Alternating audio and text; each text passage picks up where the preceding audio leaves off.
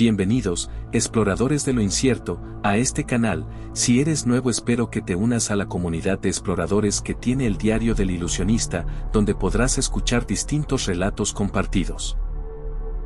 Algunos nacen de la imaginación y otros de hechos que desafían toda lógica. Pero eso lo decidirás tú. A continuación tendremos 3 relatos llenos de misterio e intriga, que te pondrán a preguntarte, ¿qué hubiese hecho yo, si hubiese estado en su lugar?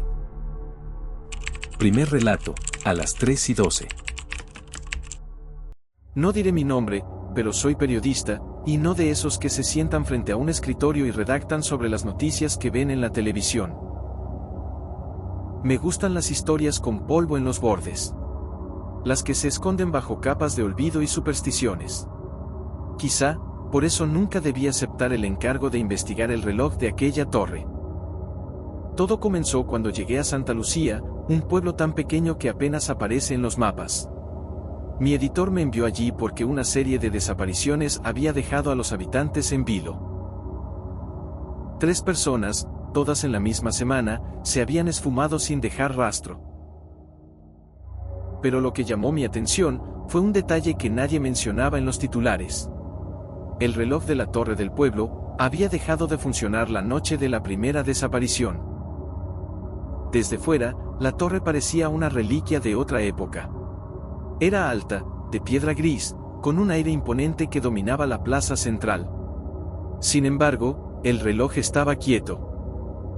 Las manecillas marcaban las 3:12, como si el tiempo hubiese decidido detenerse justo en ese instante.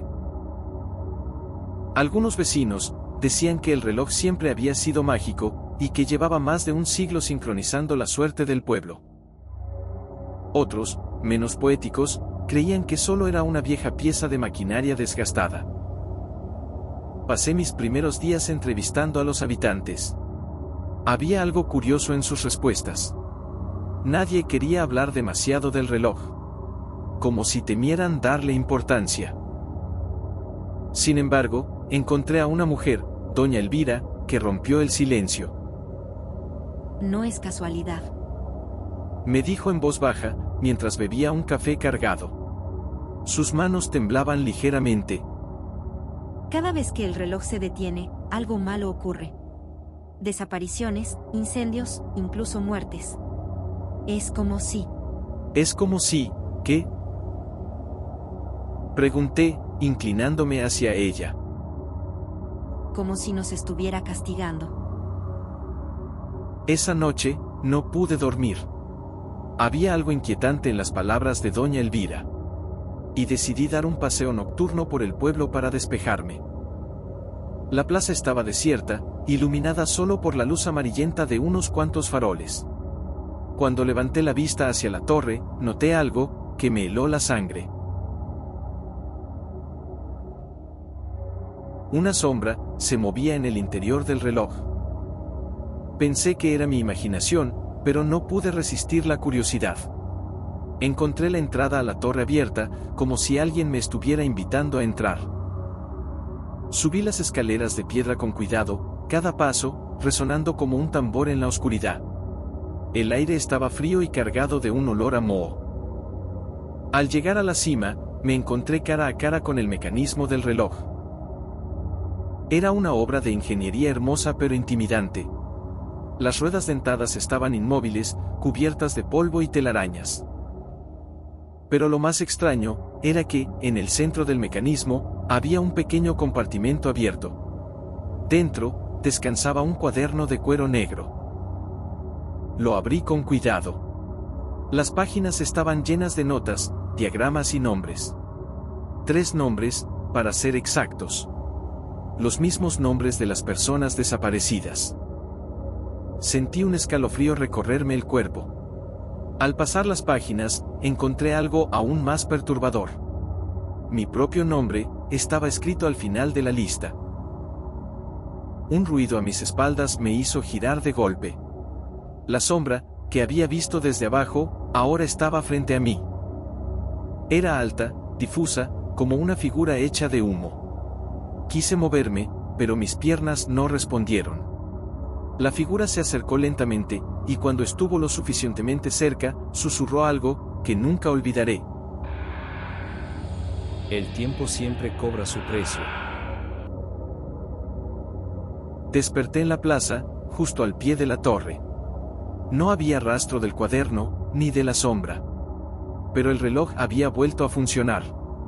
Marcaba las 6 en punto, y las campanas resonaban por todo el pueblo. Sabía que nadie me creería, pero algo había cambiado. Lo sentía en el aire, en las miradas de los habitantes. Desde entonces, vivo con una sensación de urgencia. No he vuelto a Santa Lucía, pero el sonido de un reloj siempre me pone en alerta. Y cada vez que miro la hora, y el reloj marca las 3:12, no puedo evitar preguntarme: ¿cuándo llegará mi turno? Segundo relato, el árbol torcido junto al camino. Siempre he sido un tipo al que le gusta correr riesgos. Esa tarde no fue diferente. Estaba en una carretera desierta, con mi mochila al hombro y un pulgar alzado, esperando que alguien se apiadara de mí y me diera un aventón. El sol caía lento, tiñendo el cielo de un naranja casi irreal, y el silencio era tan espeso que podías escuchar el susurro del viento entre los árboles. Finalmente, un coche apareció en el horizonte. Era un sedán negro, antiguo pero bien cuidado. Frenó junto a mí, con un crujido suave, y el conductor bajó la ventanilla. Era un hombre de unos 50 años, cabello entrecano, y ojos profundos que parecían ver más de lo que deberían. ¿A dónde vas? Me preguntó con voz grave pero amable. Le dije el nombre del pueblo al que me dirigía, y asintió. Sube. Yo también voy para allá. El interior del coche olía a cuero viejo, y algo más. Un aroma dulce, que no pude identificar. Me senté en el asiento del copiloto y le agradecí. No hablamos mucho al principio, él parecía concentrado en la carretera, y yo estaba cansado de caminar. ¿Por qué viajando solo? Preguntó de repente, rompiendo el silencio. Le expliqué que era algo así como una aventura. Una manera de desconectarme del ruido de la ciudad. Sonrió, pero esa sonrisa no alcanzó sus ojos. Había algo en él que me ponía nervioso, pero no sabía qué. Pasamos unos minutos en silencio, hasta que llegamos a una curva. Reconocí el paisaje. Había estado aquí antes, o al menos eso creía. Pero no le di importancia. Las curvas en las carreteras solitarias suelen parecerse entre sí. Entonces, tras unos minutos más, la misma curva apareció otra vez. Esta vez lo noté claramente. El árbol torcido junto al camino. Era el mismo. ¿No pasamos ya por aquí?, pregunté, intentando sonar casual. El hombre no respondió de inmediato. Solo sonrió de esa forma extraña, y continuó conduciendo. Mi incomodidad creció. La curva con el árbol apareció una tercera vez, y luego una cuarta. Ya no podía ignorarlo. Estamos dando vueltas en círculos, dije con firmeza. ¿En serio?, replicó, como si apenas se diera cuenta. Pero su tono tenía un dejo de burla. Me incorporé en el asiento, mirando hacia él con sospecha. ¿Qué está pasando aquí?, Eso depende de ti, dijo, finalmente, deteniendo el coche en el costado de la carretera. Me miró directamente, con sus ojos oscuros, como un pozo sin fondo. ¿Sabes dónde estás, cierto? Mi piel se erizó. ¿Qué clase de pregunta era esa? Abrí la puerta para salir, pero al hacerlo, me encontré de nuevo en el mismo asiento, el coche en marcha, y él, al volante como si nada hubiera pasado. Miré hacia afuera, la curva y el árbol estaban de nuevo frente a nosotros. Intenté hablar, exigir respuestas, pero el hombre solo dijo: No puedes salir hasta que entiendas. ¿Entender qué?, grité frustrado. Él solo sonrió. La desesperación comenzó a invadirme. Intenté abrir la puerta otra vez, pero el resultado fue el mismo. Volví al asiento, como si nunca hubiera intentado salir.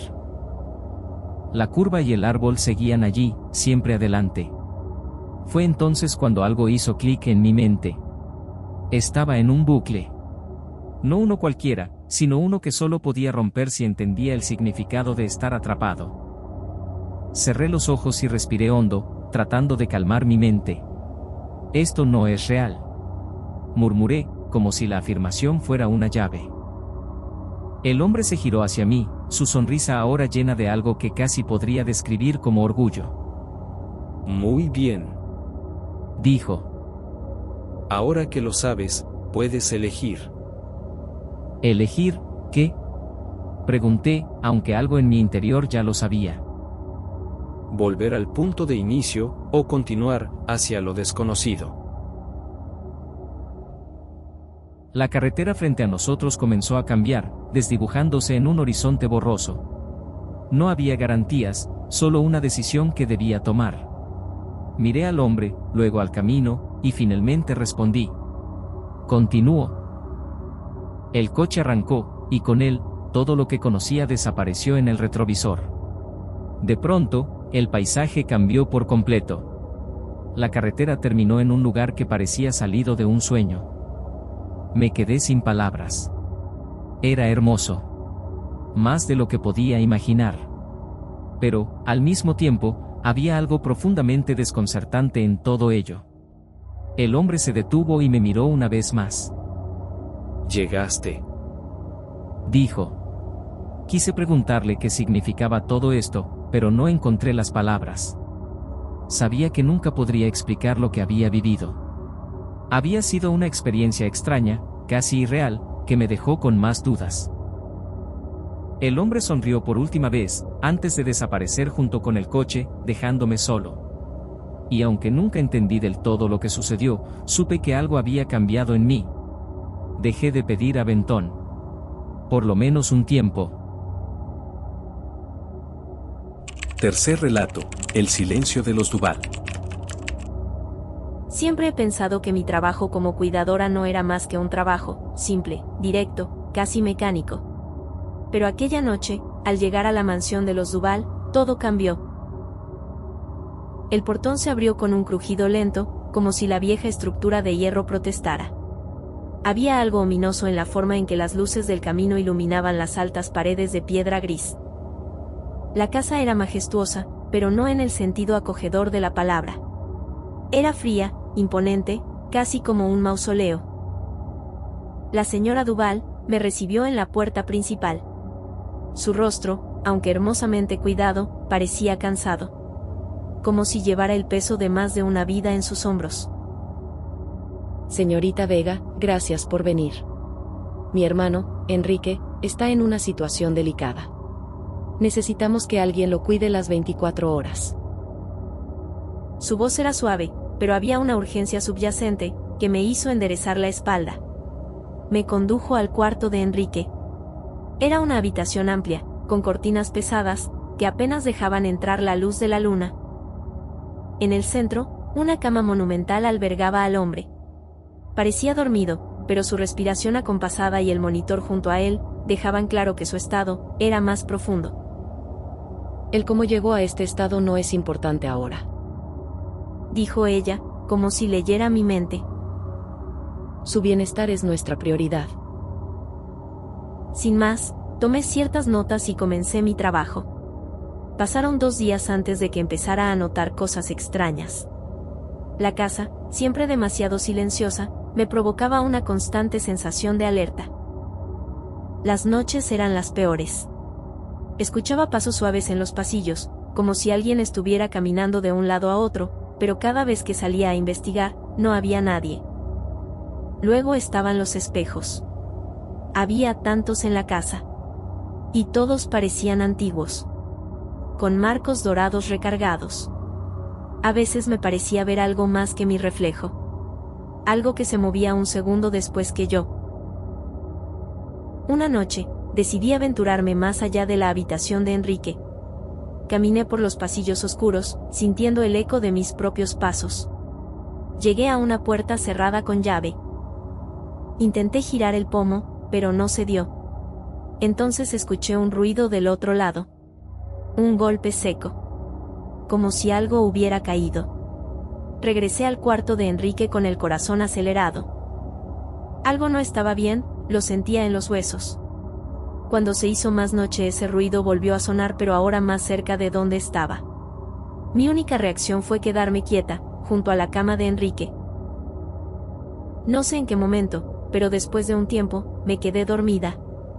A la mañana siguiente, al despertar, lo primero que vi fue una venda de color negro sobre mi mano. Se me hizo un poco extraño, pues, ¿quién la puso ahí?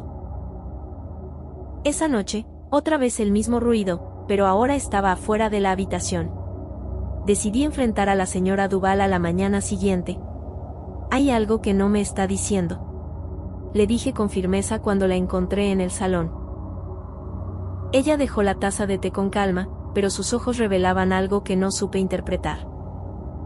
Le pago para que cuide de mi hermano, no para que haga preguntas. Respondió, seca. Pero yo no podía ignorar mis instintos. Esa misma noche, esperé hasta que la casa pareciera dormida. Regresé a la puerta cerrada, esta vez armada con una horquilla, que usé para forzar la cerradura. Lo que encontré al otro lado me heló la sangre. Había un cuarto lleno de cuadros, retratos de los Duval a través de generaciones. Pero todos los ojos de los cuadros estaban cubiertos con vendas negras. En el centro de la habitación, un espejo inmenso reflejaba algo que no estaba allí. Enrique, despierto, mirándome fijamente. Pero cuando giré la cabeza, la cama seguía vacía. No dormí esa noche. No podía. Y al amanecer, cuando giré a ver a Enrique, encontré su cama vacía. La máquina de monitoreo seguía funcionando, pero él ya no estaba. La señora Duval me encontró mirando la cama vacía. Sonrió, y su sonrisa era distinta, casi felina. Ahora, entiende por qué necesitábamos a alguien como usted, ¿cierto? ¿Dónde está Enrique? ¿Qué está pasando aquí? Mi voz sonó rota. Desesperada. Ella no respondió.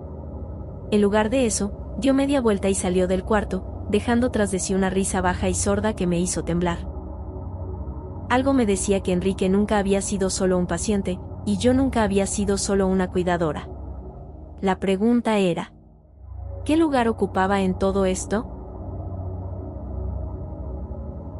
Recuerdo que después de eso, salí despavorida de aquel lugar. Nunca había experimentado ese miedo, incluso días después, seguía escuchando aquel ruido en mi casa, afuera de mi habitación. Un tiempo más tarde, la señora Duval me depositó una suma grande de dinero a mi cuenta bancaria, con una simple nota que tenía escrito: lo que haya pasado, se quedará solo en tu memoria. No puedes salir de allí.